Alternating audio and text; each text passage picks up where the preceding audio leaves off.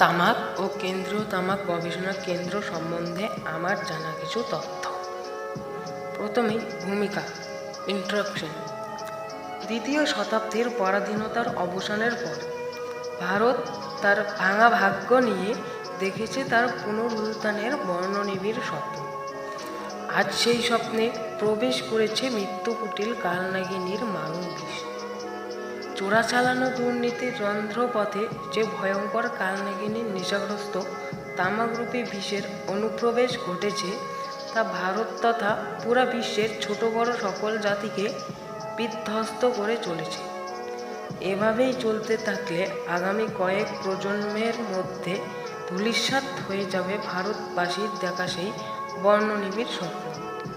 প্যারা চেঞ্জ করে 65টি তামাক গাছ থেকে উৎপন্ন হয় তামাক, যার নিকোটিনা টোবাকোমার উৎস উত্তর ভারত ও আফগানিস্তান থেকে যে সমস্ত তামাক আসে তা নিকোটিনা রাস্ট্রিকা প্রজাতির। যেহেতু নিকোটিনা দেহের মারাত্মক ক্ষতি করে, তাই তামাক গাছের উৎপাদন উল্লেখযোগ্য সমস্যা হয়ে দাঁড়িয়েছে।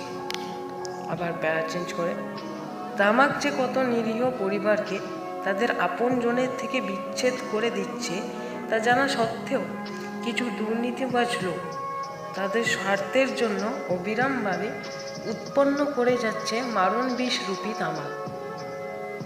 এই উৎপাদিত তামাক গবেষণার জন্য গড়ে উঠেছে বিশ্বের নানা স্থানে কেন্দ্রীয় তামাক গবেষণা কেন্দ্র, সেন্ট্রাল টোবাকো রিসার্চ সেন্টার।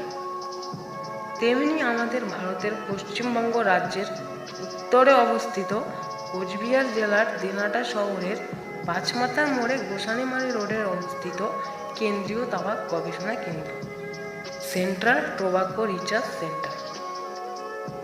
এবার প্যারা চেঞ্জ করে বক্স দিয়ে দিনহাটার কেন্দ্রীয় তামাক গবেষণা কেন্দ্র, Dinhata central tobacco research centre.